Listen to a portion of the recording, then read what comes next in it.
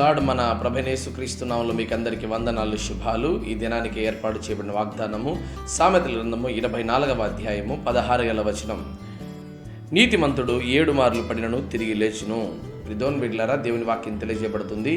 నీతిమంతుడు 7 మార్లు పడినను తిరిగి లేచుటకు సమర్థుడు కదా. ఈరోజు నీకు కలుగుతున్నటువంటి ఆపదలు 1, 2 ఎన్నో ఉంటున్నాయి కదా. అయితే నీతిమంతునికి ఎన్నిసార్లు ఇబ్బందులు కలిగినను దేవుడు వారిని నిలబెట్టుటకు సమర్థుడు. అందుకే రోమపత్రిక 14వ అధ్యాయంలో కనబడుతుంది, దేవుడు అతను నిలబెట్టుటకు సమర్థుడు. నా ప్రభువు నిలబెట్టుటకు సమర్థుడు గనుక ఆయన పడద్రోయివాడు కాదు, కానీ నిలబెట్టువాడే.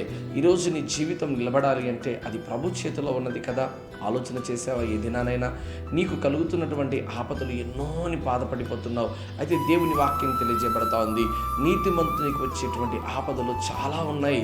అయితే దేవుడు వాటన్నిటి నుంచి విడిపించేవాడిగా ఉంటున్నాడు, కాపాడేవాడిగా ఉంటున్నాడు. చూడండి, పరిశుద్ధ గ్రంథంలో ఒక్కొక్క వ్యక్తి ఎన్నెన్నో ఇరుకులు, ఇబ్బందులు, అవమానాలు చవిచూస్తూ వచ్చాడు, ఎన్నో శ్రమలు అనుభవిస్తూ వచ్చాడు. కానీ దేవుడు వారందరి నుంచి విడిపిస్తూనే వచ్చాడు కదా.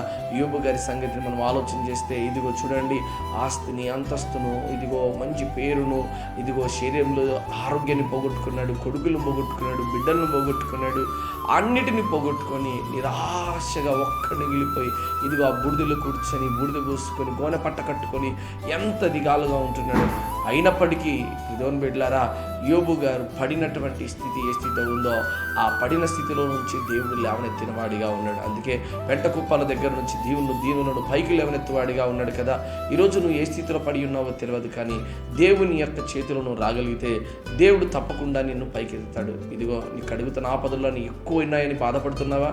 దేవుని దగ్గర విశ్వాసం ఉంచు. నీవు నీతివంతునిగా బ్రతకగలిగి ప్రభు దగ్గర అడగలిగితే దేవుడు పడినటువంటి స్థలంలోనే దేవుడు ఈ దినాన్ని నిన్ను నిలబెట్టును గాక. ఆమేన్.